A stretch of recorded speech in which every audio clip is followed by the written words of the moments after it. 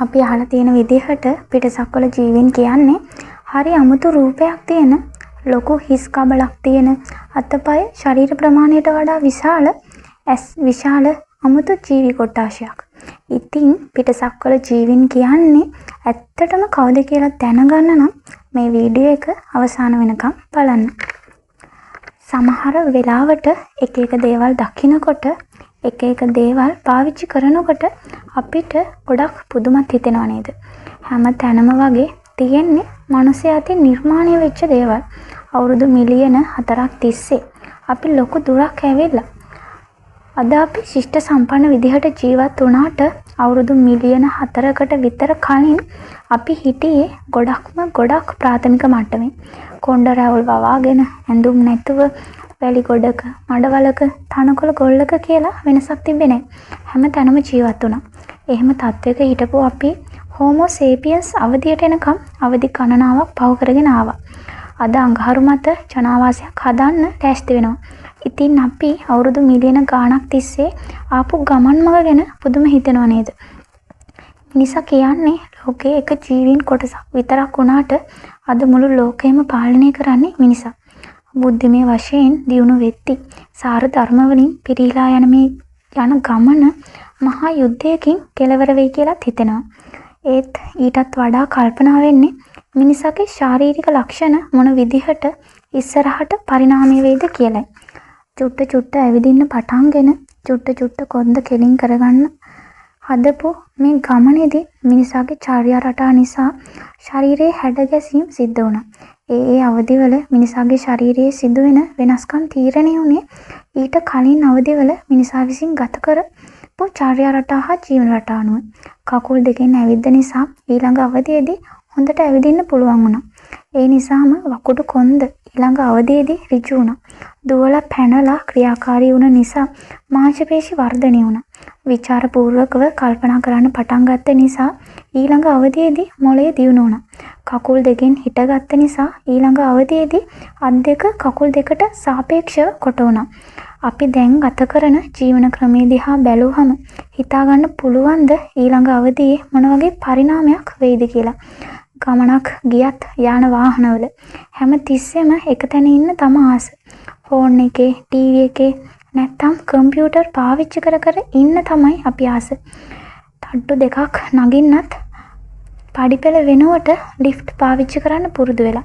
මේ වෙනකොටත් මිනිසා අතපය පාවිච්චි කරන අවස්ථා අඩු වෙමින් යනවා. ඇවිදින්නේ නැහැ. එක තැනකට වෙලා තාක්ෂණික උපකරණයක් අතේ තියාගෙන. ඉතින් මට හිතෙනවා අනාගත මිනිසාගේ අත් කකුල් කොට වෙයි කියලා. මොකද අත් කකුල් වල භාවිතය රින මට්ටමට යන නිසා.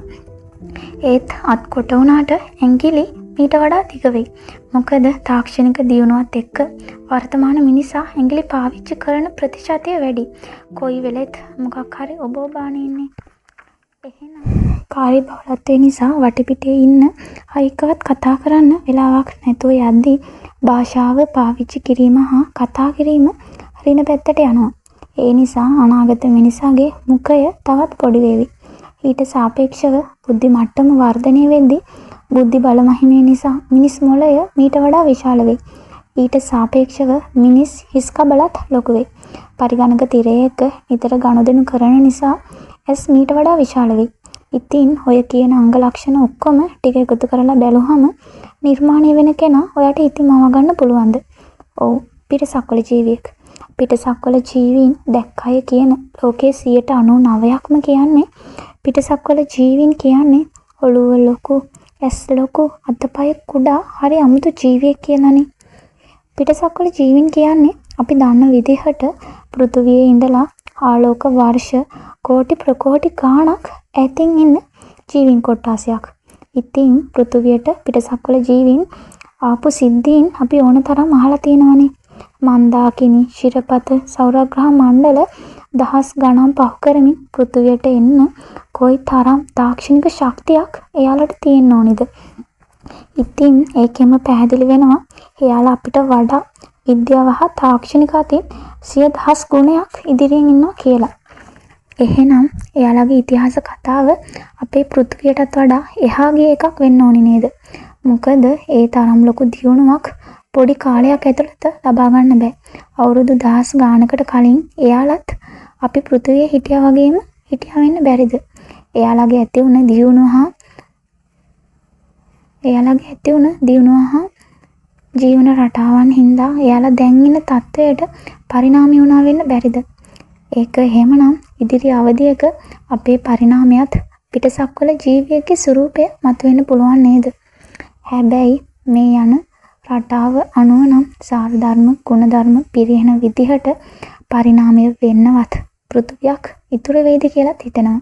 මොකද මනස උසස් වුණත් බුද්ධි මට්ටම ඉහළ වුණත් දවසින් දවස මනුෂ්‍යත්වයේ පිරිහෙන විදිහට පරිණාමය වෙන්නවත් මනුස්ස කොට්ටාසයක්වත් පෘථුවියක්වත් විශ්වය තුල ඉතිරි නොවනු ඇත.